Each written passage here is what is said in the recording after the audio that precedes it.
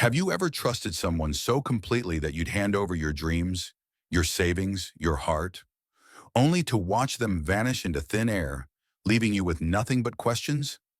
In the bustling heart of Austin, Texas, two women, a mother and her daughter, fell into a web so cleverly spun, they didn't see the trap until it was too late. What happens when the person you love turns out to be your greatest betrayal? How do you rebuild when the world turns your pain into a punchline? And what if the shadow of that betrayal lingers, threatening to rise again in the next generation? Get ready for a story that will grip your soul and leave you questioning the line between trust and deception. Join Hidden Stories. Now, as we dive into this chilling tale, let's uncover the truth together. The rain came down in a soft, relentless drizzle over Austin that night, a late October whisper that tapped against the windows like a stranger begging to be let in. The air smelled of wet asphalt and cedar, a scent that clung to the city after every storm, sharp and earthy. Streetlights along Mary Anderson's quiet street cast long, trembling shadows across the slick pavement, their amber glow fractured by the water pooling in uneven dips. Inside her modest two-bedroom apartment on the second floor of a faded brick complex, the world felt smaller, tighter, like the walls were holding their breath. Mary stood in the narrow hallway, her bare feet cold against the hardwood floor, the faint hum of the refrigerator buzzing in her ears. It was just past 10 p.m., and the day had already wrung her dry. Grading papers, dodging whispers from colleagues about her recent divorce, forcing a smile for her students. She'd poured herself a glass of cheap Pinot Grigio, the kind that came in a bottle with a twist-off cap, and left it half-finished on the kitchen counter. The TV flickered in the living room, some late-night news anchor droning on about a cold front moving in from the panhandle. But Mary wasn't listening. Her mind was elsewhere, tangled in the quiet ache of a life that felt like it was slipping through her fingers. Then she heard it, a choked sob, sharp and raw, slicing through the stillness. It came from Jessica's room. "Jess!" Mary called, her voice soft but edged with worry. No answer. Just another sob, muffled this time, like her daughter was trying to swallow it whole. Mary set her glass down, the faint clink of it hitting the counter swallowed by the patter of rain outside. She moved toward the door at the end of the hall, her heart picking up speed. Jessica wasn't the crying type. Not since she was a kid, anyway. At 22, she was all fire and ambition, a marketing major at UT Austin with a laugh that could light up a room. What could break her like this? The door was cracked open, a sliver of warm light spilling into the hallway. Mary pushed it wider, the hinges creaking faintly, and stepped inside. The room smelled faintly of lavender. Jessica's diffuser sat humming on her desk, a faint mist curling into the air. Textbooks were strewn across the unmade bed, their pages dog-eared and highlighted in neon yellow. A half-empty mug of coffee sat cold on the nightstand, its bitter scent mingling with the dampness seeping through the cracked window. Rain tapped against the glass in a steady rhythm, a heartbeat that seemed to mock the chaos unfolding inside. Jessica sat cross-legged on the floor, her back against the bed frame, her phone clutched in her trembling hands. Her dark hair fell in messy waves over her face, hiding her eyes, but Mary could see the tears streaking down her cheeks, glistening in the soft glow of the desk lamp. She was still in her oversized Longhorns hoodie, the one she'd worn to class that morning, the sleeves damp and clinging to her wrists. Her breath came in jagged gasps, like she was drowning in something Mary couldn't see.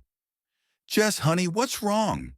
Mary's voice cracked as she dropped to her knees beside her daughter, her hands hovering uncertainly. She wanted to pull her close, to fix whatever this was, but Jessica flinched at the sound, her shoulders hunching tighter. "Talk to me, please." Jessica didn't look up. Her thumb swiped across the phone screen, then stopped. She pressed it to her chest as if shielding it, or herself, from something. "He's gone," she whispered, her voice so small it barely reached Mary's ears. "I called him and nothing. Just nothing." "Who's gone?" Mary's brow furrowed, a flicker of confusion cutting through her worry. She reached out, brushing a strand of hair from Jessica's face, but her daughter pulled away, her grip tightening on the phone. The air between them thickened, heavy with something unspoken. "Jess, you're scaring me." Who are you talking about? Jessica's lips parted, but no words came. Instead, she turned the phone toward her mother, her hands shaking so badly the screen blurred for a moment. Mary squinted, her eyes adjusting to the dim light, and then she saw it. A text message, glowing bright against the dark background. The words hit her like a punch to the gut. I miss you, baby. Can't wait to see you tonight. Sent 8:42 p.m. From Michael Turner. Mary's breath caught in her throat.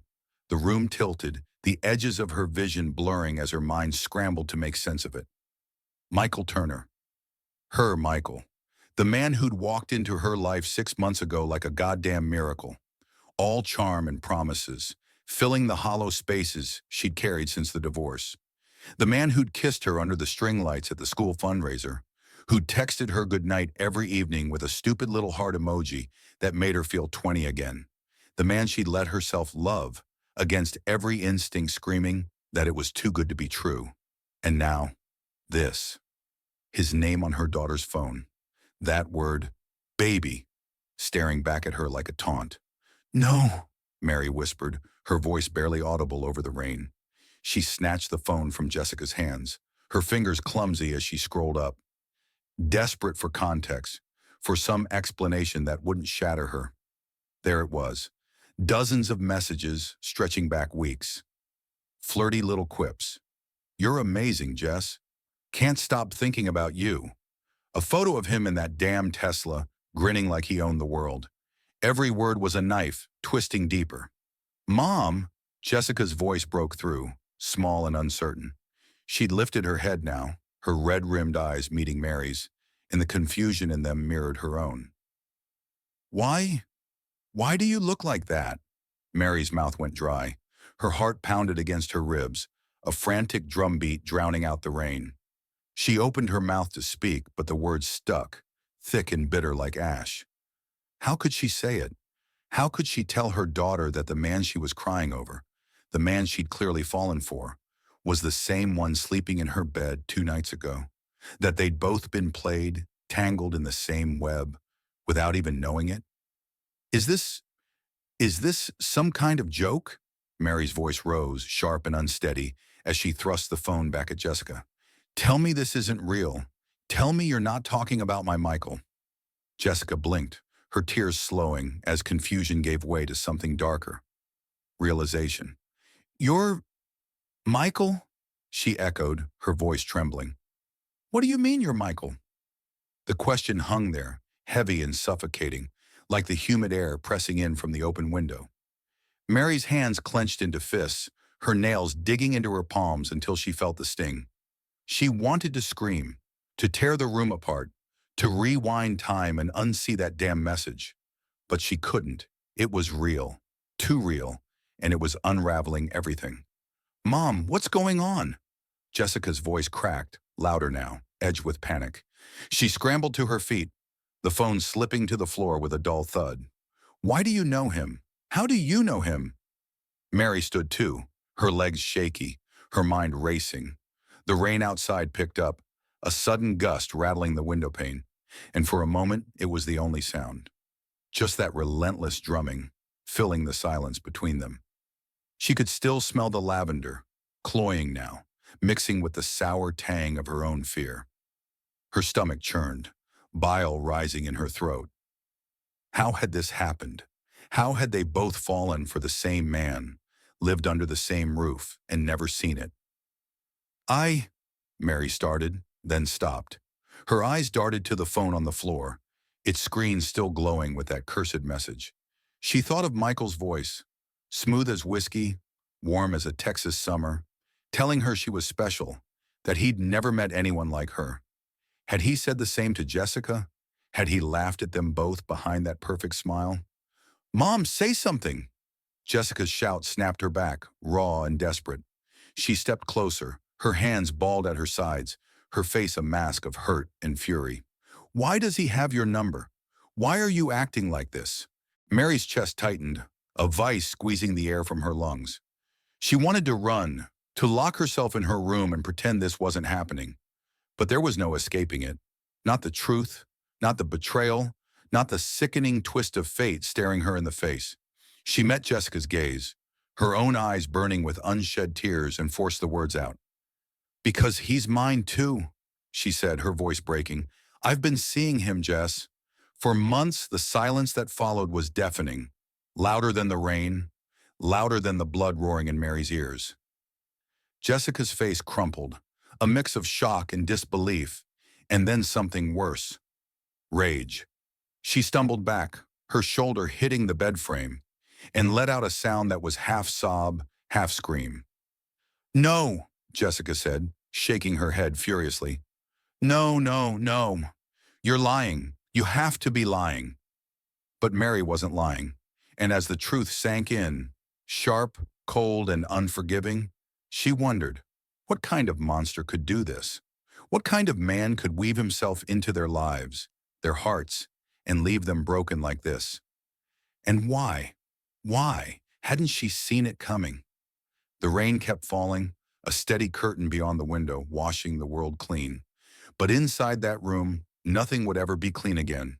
6 months earlier, the Texas sun hung low and heavy over Austin, a blazing orb that painted the sky in streaks of orange and gold.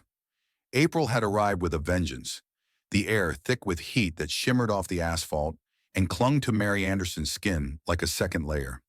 She stood on the cracked sidewalk outside Westlake High School, her arms crossed over her chest, watching the last of the students pile into their cars, pickup trucks and hand-me-down sedans roaring to life with the promise of freedom.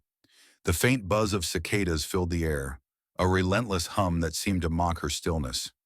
At 40, Mary felt like a relic, a faded photograph tucked away in someone else's album. Inside, the school was quiet now, the hallways echoing with the ghost of chatter and locker slams. Mary's classroom smelled of dry erase markers and old paper, the faint tang of teenage sweat lingering in the corners. She'd spent the day teaching To Kill a Mockingbird to her sophomores, her voice steady as she guided them through Scout's World. But her mind was elsewhere. It had been 3 months since the divorce papers were signed, 3 months since Tom walked out with nothing but a duffel bag and a half-hearted apology. "It's not you, Mary," he'd said, his voice flat. "I just need something else." Something else. Someone else. She'd heard the rumors. Some paralegal at his firm, 10 years younger, all sharp heels and sharper smiles. The betrayal still burned, a slow ember lodged in her chest. She locked her classroom door, the click of the bolt sharp in the silence, and made her way to the parking lot. Her beat-up Honda Civic sat waiting, its faded blue paint chipped from years of sun and neglect. The drive home was a blur, past the sprawling oaks of Zilker Park, the food trucks lining South Congress, the buzz of downtown fading into the quieter streets of her neighborhood. She didn't turn on the radio. The silence was better, even if it left too much room for her thoughts.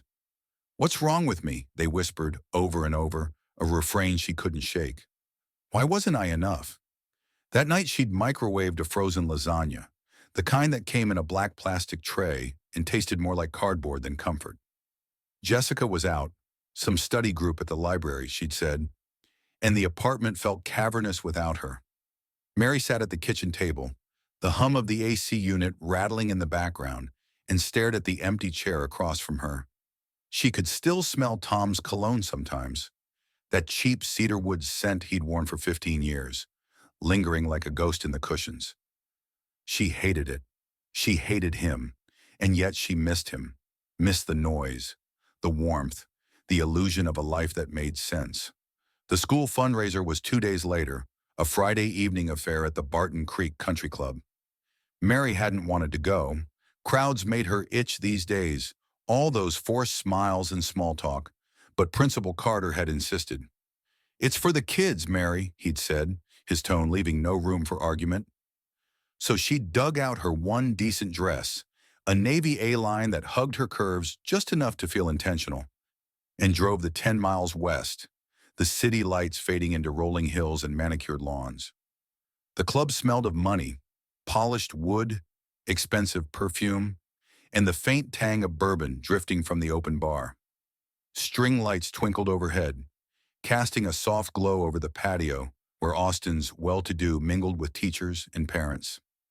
A live band played something jazzy, the saxophone weaving through the chatter like a thread.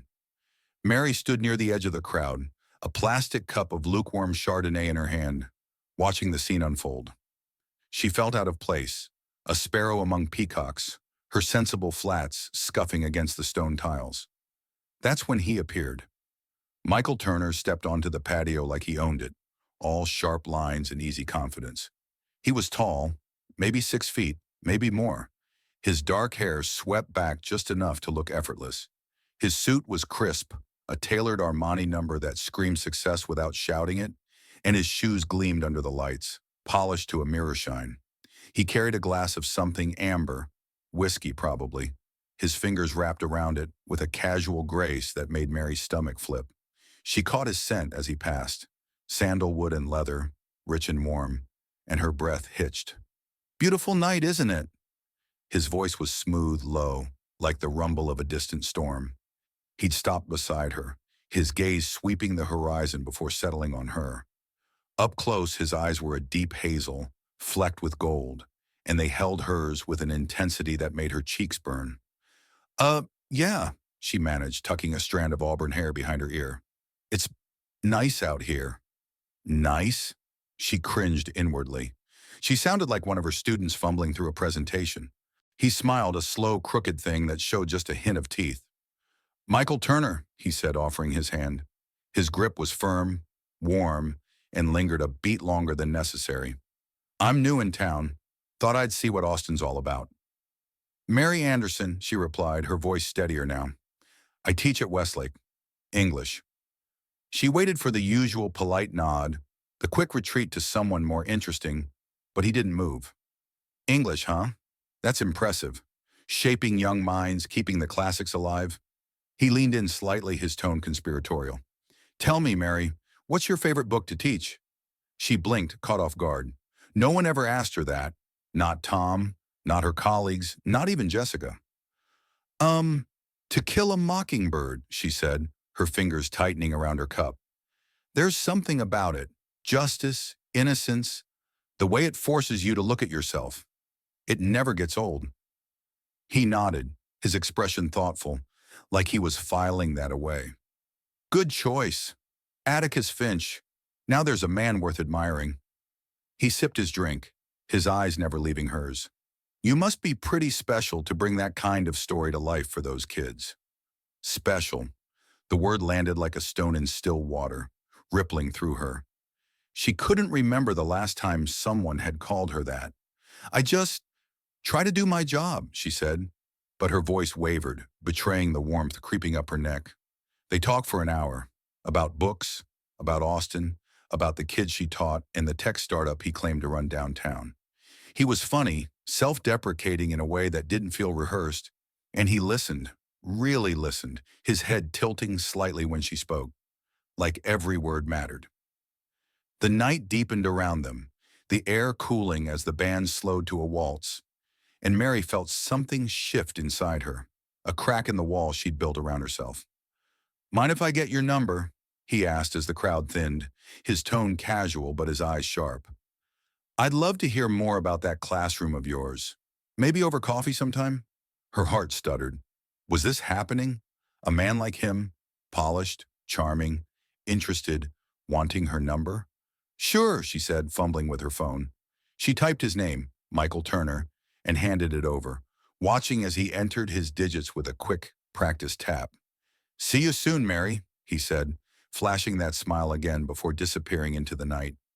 She stood there, the empty cup still in her hand, the hum of the party fading into a distant buzz. Her phone buzzed a minute later. A text. "Good night, Mary. Sweet dreams." From Michael Turner. She stared at it, her thumb brushing the screen. The heart emoji was ridiculous, childish even, but it made her smile, a real one, the kind that hurt her cheeks. She drove home with the windows down, the night air rushing past, carrying the scent of mesquite and promise. For the first time in months, she didn't feel invisible. The weeks that followed were a slow burn. Michael texted her every day, little things at first, a "how's your morning?" or a photo of his coffee cup. The foam swirled into a heart. Then came the calls, his voice filling her evenings with stories of boardroom battles and late-night coding sessions at his startup, Horizon Tech. He asked about her, her students, her divorce, her dreams, and she found herself opening up piece by piece, like a flower too long in the shade. One night he showed up at her door with takeout from Salt Lick BBQ, brisket and ribs, the smoky aroma flooding her apartment. They ate on the couch, his tie loosened, her bare feet tucked under her, laughing over a story about a disastrous pitch meeting. He kissed her that night, soft and tentative, his hand cupping her cheek like she was something fragile. She melted into it, the taste of barbecue sauce and whiskey lingering on her lips, her heart pounding so hard she thought it might break free. He's different, she told herself as she lay awake later, the ceiling fans spinning lazy circles above her. He sees me. He cares. The thought was a lifeline, pulling her from the wreckage of her past. Could this be real? Could a man like Michael Turner, successful, magnetic, kind, actually want her? She didn't know then that every word, every touch was a thread in a web she couldn't see. That Michael wasn't just spinning a story for her, he was spinning one for someone else too. And that the life she was building in her mind, fragile and new, was already doomed to collapse. The late April heat lingered into May, wrapping Austin in a sticky embrace that made the afternoons feel endless. On a Thursday just past 4 p.m., Jessica Anderson pushed through the glass doors of Brew and Bean, a sleek coffee shop tucked into the trendy East 6th Street district. The air inside hit her like a cool wave, laced with the rich, nutty scent of espresso and the faint sweetness of pastries cooling behind the counter. Ceiling fans spun lazily overhead, stirring the hum of conversation. Hipsters tapping away on laptops, a group of grad students debating in low tones, the barista calling out a latte order with practiced cheer. Jessica adjusted the strap of her messenger bag, her sneakers scuffing against the polished concrete floor, and scanned the room. She was early, always early, a habit drilled into her by years of balancing school, part-time jobs, and her mom's quiet expectations. At 22, Jessica was a whirlwind of energy, her dark hair pulled into a messy bun, her Longhorns t-shirt wrinkled from a day of classes at UT Austin. She'd spent the morning in a marketing lecture, scribbling notes about brand loyalty while her mind wandered to the internship applications piling up on her laptop. The future loomed large. Graduation was a year away, and the pressure to land something big, something real, gnawed at her. She wanted to prove herself, not just to her professors, not just to her mom, but to the nagging voice in her head that whispered she wasn't enough. She ordered a cappuccino, the barista's Sharpie squeaking against the cup as he wrote Jess in loopy script. The foam was perfect, a swirl of white against the dark brew, and she carried it to a corner table by the window, the glass warm from the sun streaming in. Outside, the street buzzed, bikes whizzing past, a street musician strumming a guitar, the faint rumble of traffic mixing with the chatter of pedestrians. She pulled out her phone, scrolling through Instagram, when the door chimed again, and he walked in. Michael Turner didn't just enter a room, he claimed it. He wore a light gray blazer over a white button-down, sleeves rolled to his elbows, his dark hair catching the light just so. A pair of Ray-Bans hung from his collar, and his leather loafers tapped a confident rhythm against the floor. Jessica glanced up, then back at her phone, then up again.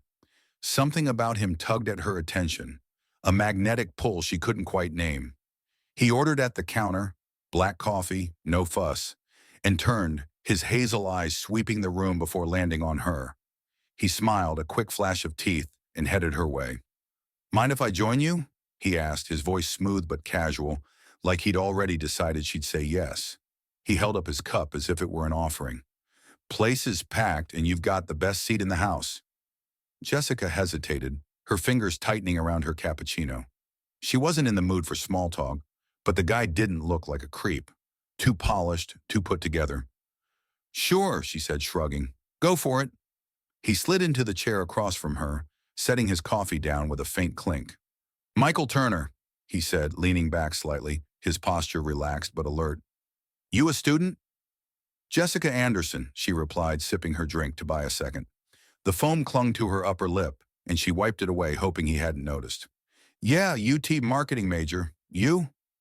"Entrepreneur," he said, the word rolling off his tongue like it was second nature. I run a startup downtown, Horizon Tech. We're in the AI space, building tools for small businesses. Just moved here from San Francisco. Her eyebrows lifted. AI? That's cool. She didn't know much about tech, but it sounded impressive. Silicon Valley vibes in the heart of Texas. What brings you to Austin? Opportunity, he said, his eyes glinting. This city's got a pulse. Young, creative, hungry. Perfect place to grow something new. Plus, the barbecue's a hell of a lot better than California's. He grinned and she couldn't help but laugh, the sound slipping out before she could stop it. They talked for a while about Austin's music scene, her classes, his supposed late nights coding with his team. He didn't flirt, not overtly, just enough to keep her engaged, a teasing edge to his questions. Marketing, huh? So you're the one who's going to convince me to buy stuff I don't need? He'd said, and she'd fired back. Only if your startup's worth the hype. He'd laughed, a deep, warm sound that made her chest feel lighter. Then he dropped it, casual as anything. Hey, we're actually looking for interns. Smart, driven people who can think on their feet. You ever thought about getting into tech? Her heart skipped. Me? I mean, I don't know code or anything. Doesn't matter, he said, waving a hand. We need fresh eyes, someone who can sell a vision, not just build it. You'd be perfect. He leaned forward, his tone shifting to something earnest. I've met a lot of kids your age, Jessica. Most of them just coast. But you, I can tell you've got fire. Ambition? That's rare. The words hit her like a jolt, lighting up something inside her she hadn't realized was dim. Ambition. No one had ever said that to her. Not her professors, not her mom, not even her high school counselor who'd told her to aim realistic. She sat up straighter, her cappuccino forgotten. You're serious? Dead serious, he said, pulling a sleek business card from his pocket. It was matte black, the Horizon Tech logo embossed in silver, his name and title, CEO, in crisp white font. Come by the office tomorrow, 3 p.m. I'll show you around, see if it's a fit. She took the card, her fingers brushing his, and nodded. Okay, yeah, I'll be there. He stood, flashing that smile again. Looking forward to it, Jessica. Don't let me down. Then he was gone, the door chiming behind him, leaving her with the faint scent of his cologne. Sandalwood, sharp and expensive, and a buzz in her veins she couldn't shake. The next day she drove downtown, her palms sweaty against the steering wheel of her rusty Toyota Corolla. The Horizon Tech office was in a converted warehouse off Congress Avenue, all exposed brick and floor-to-ceiling windows.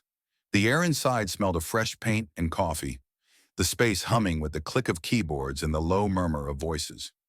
Michael greeted her at the door, his blazer swapped for a fitted polo that showed off his arms. Right on time, he said, clapping her on the shoulder. Let's give you the tour. It was dazzling.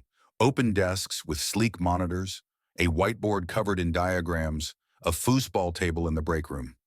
He introduced her to the team, a handful of 20-somethings in hoodies who nodded and smiled, their energy infectious. This is Jake, our lead dev, Michael said, pointing to a guy with a scruffy beard. And that's Priya, our UX guru. They waved and Jessica waved back, her nerves melting into excitement. It felt real, like she'd stumbled into a world she'd only seen in movies. Michael led her to a glass-walled conference room, the city skyline glinting beyond. Here's the deal, he said, sitting across from her, his hands clasped. We're launching a new tool next quarter, AI-driven analytics for mom-and-pop shops. I need someone to help craft the pitch, get the word out. You'd work with me directly, learn the ropes, make real decisions. Interested? Her mouth went dry. Work with the CEO at 22? She thought of her resume. Barista gigs, a summer at Target. Nothing that screamed executive material. But Michael's gaze was steady, like he saw something in her she didn't. Yeah, she said, her voice firm despite the tremor in her chest. I'm in. Smart choice, he said, standing to shake her hand. His grip was strong, warm, and his smile made her feel 10 feet tall. Welcome to Horizon Tech, Jessica. The weeks that followed were a blur. She went to the office 3 days a week, juggling it with classes, her Corolla rattling over the I-35 bridge. Michael was a mentor, patient, encouraging, always pushing her to think bigger. He'd lean over her shoulder as she mocked up pitch decks, his voice low and steady. Make it punchy, Jess. Hit 'em where it hurts. Time and money. He'd bring her coffee, black like his, saying, fuel for the grind. She'd catch him watching her sometimes, his eyes lingering a beat too long, and her stomach would flip. Not fear, not yet, just a spark she didn't name. One evening after a late session, he drove her home in his Tesla Model X, the leather seats cool against her legs, the dashboard glowing like a spaceship. The city lights streaked past, and he turned up the radio. Some indie band she didn't know, the bass thrumming through her. You're killing it, you know that? He said, glancing at her. Most interns just fetch coffee. You're running circles around my team. She blushed, tucking her hair behind her ear. Thanks, I don't want to mess this up. You won't, he said, his tone certain. You've got a future, Jess. A big one. Stick with me, and I'll make sure you get there. She believed him. How could she not? He was brilliant, magnetic, and he saw her, not just a college kid, but someone who mattered. Is this what it feels like to be special? She wondered, staring out at the night. To have someone believe in you so much it hurts? She didn't know then that the office was a stage, the team actors, the Tesla leased under a fake name, that Michael wasn't building her up. He was baiting a hook, one she'd swallow whole, and that the future he promised wasn't hers. It was his, built on her trust, her dreams, and soon, her money. The Texas summer rolled in with a vengeance by late June, the air thick and heavy, the kind of heat that pressed down on Austin like a lid on a boiling pot. Mary Anderson stood in her kitchen, the window cracked open to let in a sluggish breeze that smelled of scorched grass and gasoline from the street below. The AC unit rattled in the background, a tired wheeze that barely dented the 95-degree Fahrenheit haze seeping through the walls. She wore a loose cotton tank top, her hair pulled into a messy ponytail, and sipped iced tea from a mason jar, the condensation dripping cold against her fingers. It was a Saturday afternoon, and the apartment was quiet. Jessica was at work downtown, leaving Mary alone with her thoughts and the faint buzz of a fly trapped against the screen. Her phone sat on the counter, its screen lighting up with a soft chime. A text from Michael Turner. Got something big to show you tonight. Dinner at 7? My treat. She smiled, the kind that tugged at the corners of her mouth despite herself. 6 months with Michael had felt like waking up from a long gray sleep. He'd become a fixture, dinners at her place, late-night talks on her couch, his arm around her shoulders as they walked along Lady Bird Lake, the water glinting under the setting sun. He smelled of sandalwood and ambition, his voice a steady anchor in her storm-tossed world. Last week he'd stayed over, his Tesla parked in her spot, and she'd woken to the sound of him humming in her shower, some old Sinatra tune, off-key but charming. She'd lain there, the sheets warm against her skin, thinking, maybe this is it. Maybe I get a second chance. She typed back, sounds perfect. See you then, and set the phone down, her heart fluttering like a schoolgirl's. What was it this time? Another story about Horizon Tech? A new restaurant he'd found? With Michael, every day felt like a surprise, a gift wrapped in that crooked smile of his. Meanwhile, 10 miles away, Jessica sat in the Horizon Tech office, her laptop open to a spreadsheet glowing with numbers she barely understood. The warehouse space was quieter today. Jake and Priya were out on a client call, Michael had said, and the air smelled of stale coffee and the faint metallic tang of overheated electronics. Sunlight streamed through the tall windows, casting long shadows across the brick walls, and the foosball table sat untouched in the corner, gathering dust. She wore her usual, jeans, a Longhorns tee, her hair in a loose braid, and chewed on a pen cap, her brow furrowed as she typed. Michael leaned against the desk beside her, his polo shirt stretched tight across his chest, his arms crossed casually. How's it coming, Jess? He asked, his tone light but edged with something sharper. Expectation, maybe. She glanced up, brushing a strand of hair from her eyes. Good, I think. The pitch deck's almost done. Just tweaking the ROI projections She'd spent weeks on it. Charts, buzzwords like scalability and disruption, all the things he'd taught her to sell.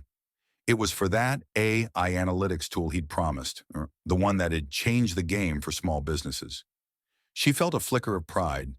He trusted her with this, leaned on her like she was more than just an intern. "Atta girl," he said, clapping her shoulder. His hand lingered a second too long, warmed through her shirt, and she felt that familiar spark. Admiration? Yes, but something else too. Something she shoved down. "You're a natural. Ever think about jumping in deeper?" She frowned, setting the pen down. "Deeper how?"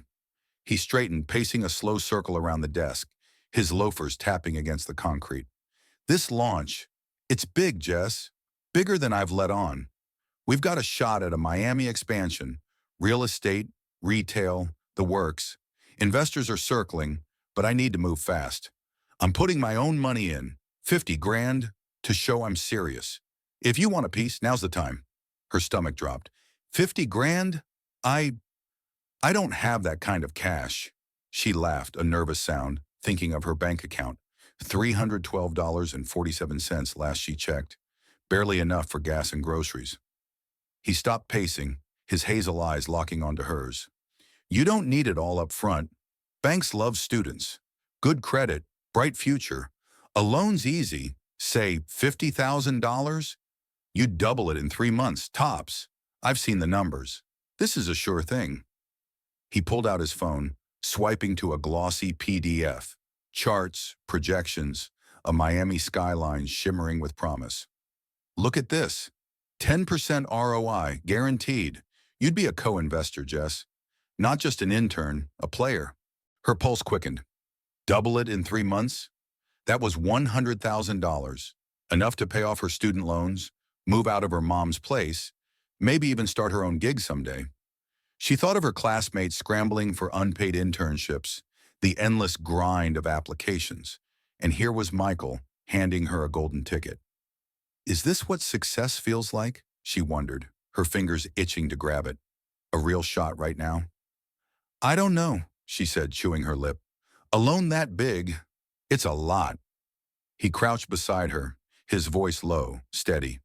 "Listen, Jess, I wouldn't push this if I didn't believe in you. You're smart, smarter than half the suits I've met. This isn't a risk, it's a step up. Trust me." His hand brushed her arm, a fleeting touch that sent a shiver through her. "We're a team, right?" She nodded, swallowing hard. "Yeah, okay. I'll look into it." "Good girl," he said, standing with a grin. "Let me know when it's done. We'll celebrate." That night, Mary met Michael at Perry's Steakhouse, a swanky spot downtown where the air smelled of sizzling ribeyes and aged oak. The lighting was dim, all amber glow and candle flicker, and the clink of glasses mingled with the murmur of well-dressed diners. She wore her navy dress again, her hair loose for once, and he pulled out her chair, his fingers grazing her back as she sat. He ordered a bottle of Cabernet, $80 she noted with a twinge, and poured her a glass, the deep red catching the light like blood. "Big news," he said, leaning in, his voice a conspiratorial whisper over the hum of the restaurant. "Horizon Tech's expanding. Miami. Got a deal in the works. Prime real estate, mixed-use development. Investors are eating it up, but I need to lock it down fast." Her eyes widened. "Miami? That's huge." "Life-changing," he corrected, sipping his wine. "I'm putting in $100,000 of my own cash. Skin in the game, you know. But I could use a partner. Someone I trust." His gaze softened, pinning her in place. "Someone like you." She nearly choked on her wine, the tartness sharp on her tongue. "Me? Michael, I'm a teacher. I don't have that kind of money. You've got savings, right? Retirement fund?" He waved a hand, casual but deliberate. "Pull $50,000 from there. It's a 3-month turnaround. Double your money, easy. I've got the contracts ready, legal, airtight. You'd be in on the ground floor, Mary, a real stake." Her mind spun. Her 401k had about $60,000. Years of scrimping, her safety net since Tom left. Touching it felt reckless, like jumping off a cliff with no parachute. But Michael's voice was velvet, wrapping around her doubts. "This is our shot," he said, reaching for her hand across the table. His skin was warm, his thumb tracing circles against her knuckles. "You and me, building something together. Don't you want that?" She did. God, she did. More than she'd let herself admit. A future with him, not just dinners and kisses, but something solid, something hers. "Okay," she whispered, her heart pounding. "I'll do it." He smiled, that slow, crooked smile, and squeezed her hand. "You won't regret it, babe." The next week blurred into action. Jessica sat at Wells Fargo, her knee bouncing as the loan officer, a middle-aged guy with a cheap tie, slid papers across the desk. $50,000, 5-year term, 6% interest, he droned, the air smelling of ink and stale carpet. She signed, her hand trembling, the pen's scratch loud in her ears. This is it, she thought, picturing Michael's grin. My big break. Mary called her financial advisor, a nervous edge to her voice as she authorized the withdrawal. It's a sure thing, she told herself, standing on her balcony that night, the city lights blurring through a sudden sting of tears. The check, $50,000, her lifeline, went to Michael the next day, handed over with a kiss in her living room, the air thick with summer heat and hope. Then silence. Michael's texts slowed. A busy with meetings here, a talk soon there. Jessica noticed it first, his office chair empty, his phone going straight to voicemail. The number you have dialed is currently unavailable, the robotic voice intoned over and over as she paced the warehouse, the air stale and still. Mary felt it too, nights alone, her calls unanswered, a growing pit in her stomach she couldn't name. By mid-July, he was gone. The Horizon Tech office sat empty, a for lease sign slapped on the door. Mary's $50,000, her retirement, vanished into a void. Jessica's loan, $50,000 she didn't have, hung over her like a noose, the first payment due in 30 days. They sat together in the apartment, the AC's hum drowned by the roar of their own panic, staring at bank statements that mocked them with zeros. How? Mary whispered, her voice breaking as she clutched a crumpled receipt. Dinner at Perry's, the last night she'd seen him. The air smelled of sweat and despair, the ice in her tea long melted. Jessica's hands shook, her phone screen dark. He said I was special. Her voice cracked, a sob clawing its way out. How could he do this? They didn't know, not yet, that Michael Turner was a phantom, a name on a fake ID, a predator who'd played them both with surgical precision. The money was gone, wired to an offshore account they'd never trace, and as the reality sank in, sharp, cold, and merciless, they sat in the wreckage of their trust, wondering how they'd been so blind. The Austin summer stretched into August, the heat unrelenting, a thick blanket of humidity that clung to everything it touched. Inside Mary Anderson's apartment, the air felt heavier still, stagnant, sour with the smell of unwashed dishes and unopened mail piling up on the kitchen counter. The AC unit rattled on its last legs, spitting out tepid gusts that did little to cut the 98-degree Fahrenheit swelter seeping through the cracked windows. Outside, the cicadas screamed, a relentless chorus that drilled into Mary's skull as she sat on the couch, her knees pulled to her chest, staring at the TV. The screen flickered with a muted infomercial, some guy hawking a blender, his grin too wide, too fake. But she didn't hear a word. Her phone lay face down beside her, silent for days now, a brick of useless glass and metal. It had been 3 weeks since Michael vanished, 3 weeks since her $50,000, her lifeline, evaporated into nothing. The bank had called twice already, their polite tones sharpening into warnings about her drained 401k. You'll need to replenish it soon, Mrs. Anderson, the advisor had said, his voice tinny through the speaker. Penalties are steep at your age. She'd hung up, her hands shaking, the taste of bile sharp in her throat. How could she replenish anything? She was a high school teacher, not a millionaire. $50,000 was years of late nights grading papers, skipping vacations, eating ramen to keep the lights on after Tom left. Now it was gone, and with it any shred of security she'd clung to. Jessica's room was a tomb. The door stayed shut. the faint glow of her desk lamp seeping under the crack, the only sign she was still in there. She hadn't left in days, not since the first payment on her $50,000 loan came due, a $1,200 hit she couldn't cover. Mary had heard her crying through the wall last night, soft and ragged, the kind of sound that clawed at a mother's chest. She'd knocked once, whispering, "Jess, honey, let me in." But the silence that answered was louder than any sob. The apartment smelled of despair, stale coffee, unwashed laundry, the faint lavender from Jessica's diffuser long faded into memory. Mary's phone buzzed, jolting her from her haze. She flipped it over, her heart lurching at the sight of a notification. Not Michael, not a miracle, but an email from Westlake High.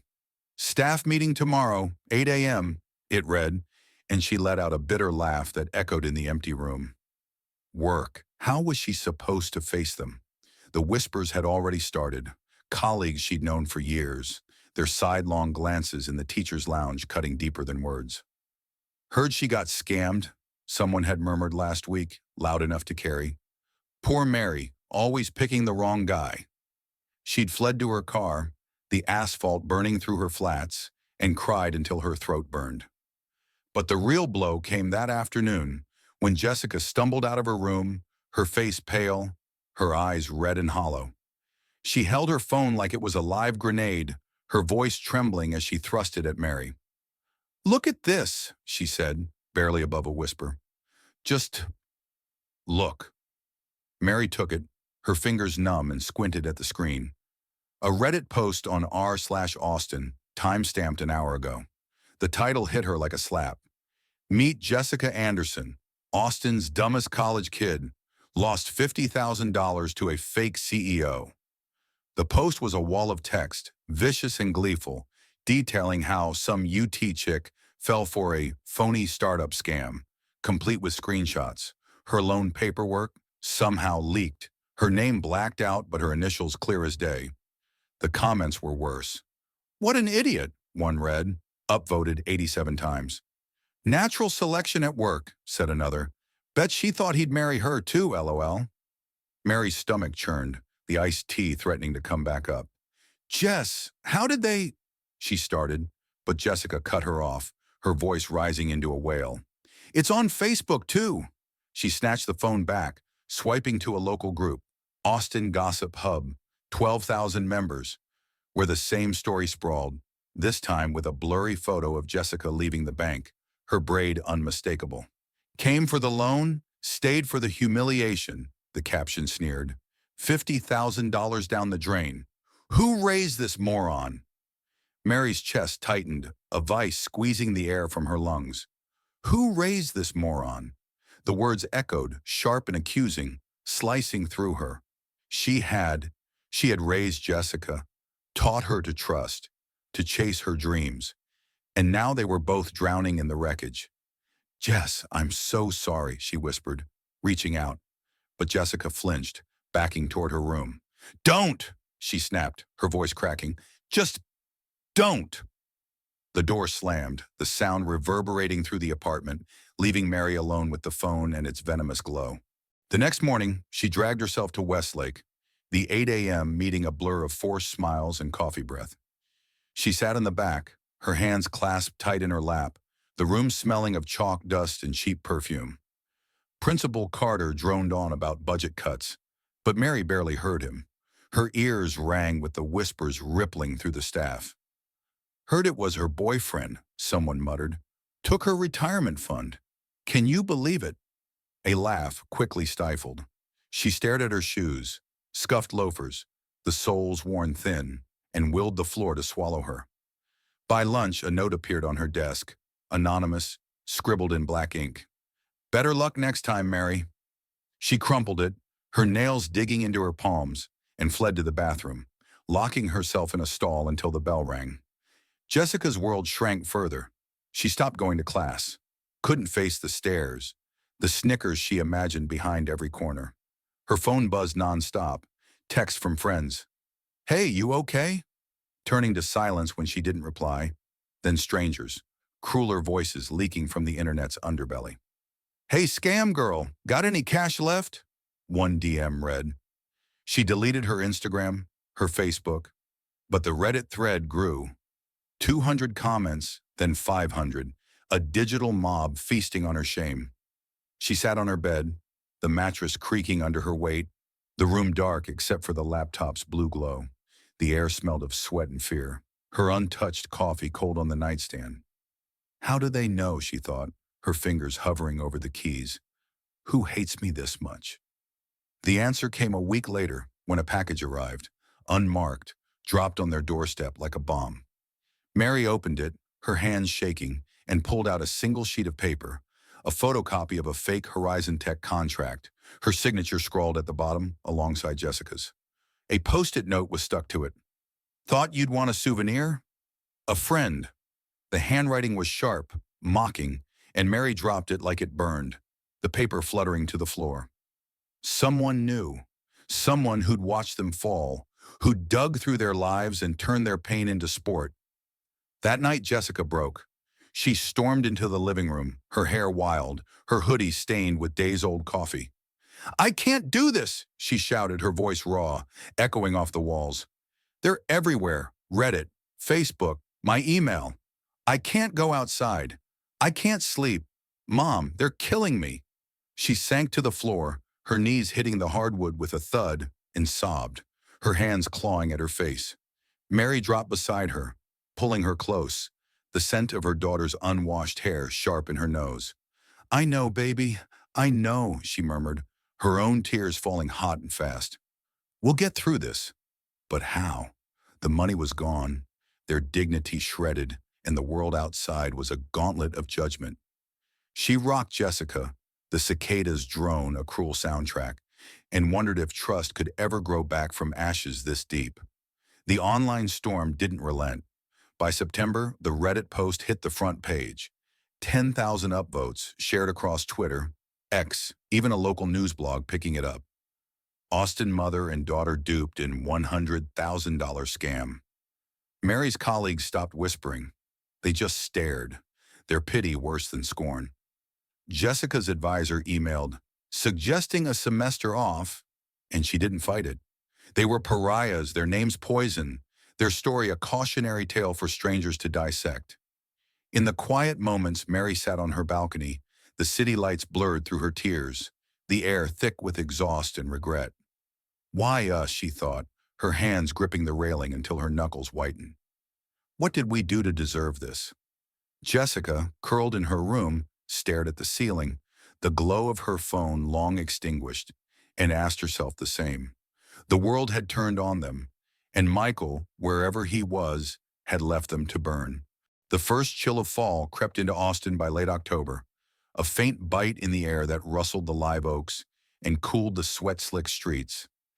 Inside Mary Anderson's apartment, the shift felt hollow, the windows stayed shut, the air stale with the ghosts of summer's despair.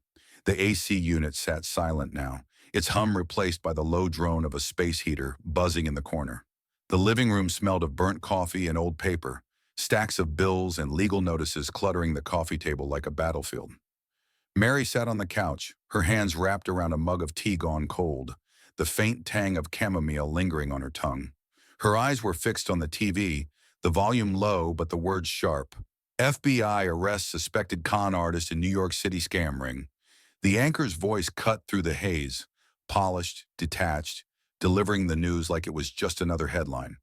Michael Turner, 35, was apprehended yesterday at a Manhattan penthouse after a 6-month investigation triggered by multiple fraud complaints. Authorities allege Turner operated under aliases across 5 states, defrauding victims of over $2 million. A grainy mugshot flashed on screen, his face that same chiseled jaw, those hazel eyes now flat and cold under harsh lighting. Mary's grip tightened, the mug trembling in her hands, the tea sloshing against the rim. Her chest burned, a wildfire of rage and relief roaring to life. They got him. Jessica emerged from her room, her footsteps soft against the hardwood, her hoodie swallowing her frame. She'd lost weight, too much, her cheekbones sharp under pale skin, her eyes shadowed from sleepless nights. Is that? She started, her voice a rasp, trailing off as she sank beside Mary. The mugshot stared back, unblinking, and she pulled her knees to her chest, her breath hitching. He looks different. He looks like a monster, Mary said, the words spilling out sharp and bitter. She set the mug down, the clink loud in the silence, and reached for Jessica's hand. Her daughter's fingers were cold, trembling, but she didn't pull away. Not this time. They sat there, the TV flickering, the anchor moving on to traffic updates, as if Michael's capture was just a blip in the world's rhythm. But for them, it was everything, a crack of light in the suffocating dark. The call came 2 days later, a crisp Monday morning when the sky hung gray and heavy over Austin. Mary answered, her voice steady despite the knot in her stomach, the air smelling of rain and damp leaves through the cracked balcony door. "Mrs. Anderson, this is Agent Laura Hayes with the FBI," the woman said, her tone clipped but not unkind. "We're building a case against Michael Turner. We've got evidence linking him to your losses and your daughters. We'd like you to testify. Can you come to New York?" New York. The words landed like a punch, 1,700 miles away, a world apart from their crumbling life in Texas. Mary glanced at Jessica, curled on the couch with a textbook she hadn't opened, and swallowed hard. "Yes," she said, "we'll be there." The flight was a blur, 3 hours cramped in coach, the air stale with recycled oxygen and the faint whiff of jet fuel. Jessica stared out the window, her earbuds in, the hum of the engines drowning out whatever music she played to escape. Mary clutched a crumpled boarding pass, her mind racing. What do I say? How do I face him? The plane touched down at LaGuardia under a slate-gray sky, the city sprawling below like a jagged promise, cold, unyielding, a far cry from Austin's sprawling warmth.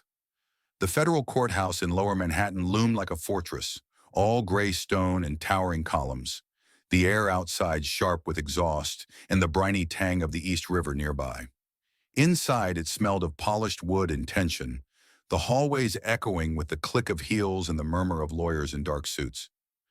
Mary and Jessica sat on a hard bench outside courtroom 12, their hands clasped tight, the fluorescent lights buzzing overhead. Mary wore a black blazer over a simple blouse, her hair pulled back, her palms sweaty despite the chill. Jessica fidgeted beside her, her jeans faded, her hoodie swapped for a sweater that hung loose on her frame. They didn't speak. Words felt too small for what lay ahead. The courtroom doors swung open at 9 a.m., and they filed in, the air thick with the scent of old leather and paper dust. The room was half full, reporters scribbling in notebooks, a handful of strangers Mary assumed were other victims, their faces etched with the same hollow anger she felt. The judge's bench loomed high, a stern woman in black robes peering over wire-rimmed glasses. The prosecution table bristled with files, 2 agents in crisp suits whispering to a lawyer with a sharp jawline. And then there was Michael,